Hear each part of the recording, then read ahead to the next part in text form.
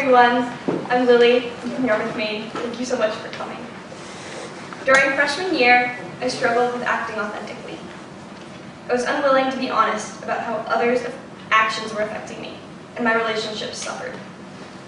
I guess you could call some of my actions last year passive-aggressive.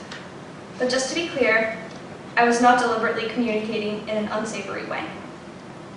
I tried hard to become comfortable with voicing my feelings, and when I did, it was scary. Sometimes what I was trying to say just came out badly. I was trying to avoid conflict by pushing my feelings down. But by pushing these things down, I started to feel resentment toward people that really cared about me. Early into our leadership course, we watched a Brené Brown TED Talk about vulnerability. Brown explained that people who make the choice to be vulnerable and to act authentically feel more joy in their lives. When she said that these people were willing to let go of who they thought they should be in order to be who they were, I had the mother of all realizations. I had been spending my time trying to cater my emotions to what I thought other people wanted me to feel, instead of just letting myself deal with my true emotions. I decided that I would change my actions in order to think and act authentically here. CSG was absolutely the right place to do so. I got so much support from my friends and teachers. Leadership class continued providing resources showing the importance of authenticity, and I kept trying, letting myself be upset and self-advocating. I practiced acknowledging how others' actions affected me by first figuring out what my thoughts were about specific actions and speaking up when I wasn't on board with them. I messed up what I was trying to say, a lot.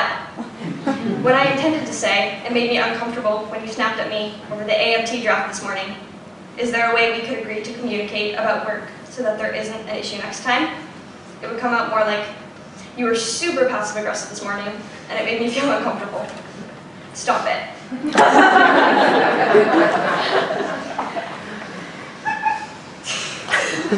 These miscommunications were equal parts embarrassing and frustrating, but they weren't always the case. I had a lot of times when I brought up the way someone's actions were affecting me, and after talking it out, our communication would strengthen the relationship. When I was having uncomfortable feelings, I let them out. I remember the first time I cried in front of my CSG sisters. We were sitting in a circle, as per usual, in the middle of the woods in Harpswell, a coastal town north of Freeport. We were asked to share aspects of our identities we show to the world, and aspects of ourselves which we felt vulnerable about. I ended up sharing that I didn't always feel as positive and confident as I presented myself. Somewhere in the middle of what I was saying, my voice cracked and tears rolled down my face. Instead of the awkward looks that I thought would be passed, the other girls were crying too, and we supported each other. Further into the semester, when I was feeling upset, they were equally, if not more, supportive. My sisters respected my space if need be, and they were there if I needed to talk. That meant the world to me. It helped me to validate and voice my negative feelings that I had bottled up and let out in negative ways so many times before. We live in a society that pressures girls to suppress their feelings in order to avoid conflict. But at the same time, we accept anger as girls' sole negative emotion, which encourages cattiness. We expect them to be perfect, with neat, tidy emotions. I believe that it is important to act authentically, to let yourself feel and express exactly what you are feeling at the second you're feeling it. This is the only way to create real connection. We need to stop demanding these unattainable standards of girls and accept whatever they feel. I want to rid the world of the idea that there are unacceptable emotions for either gender. Every person deserves to have enough emotional support to act authentically. By expressing my true self, voicing my real opinions, and sharing my feelings, I am encouraging others to do the same. I am encouraging others to confidently share their thoughts aloud, instead of muttering them under their breath, and to express their emotions rather than bottle them up.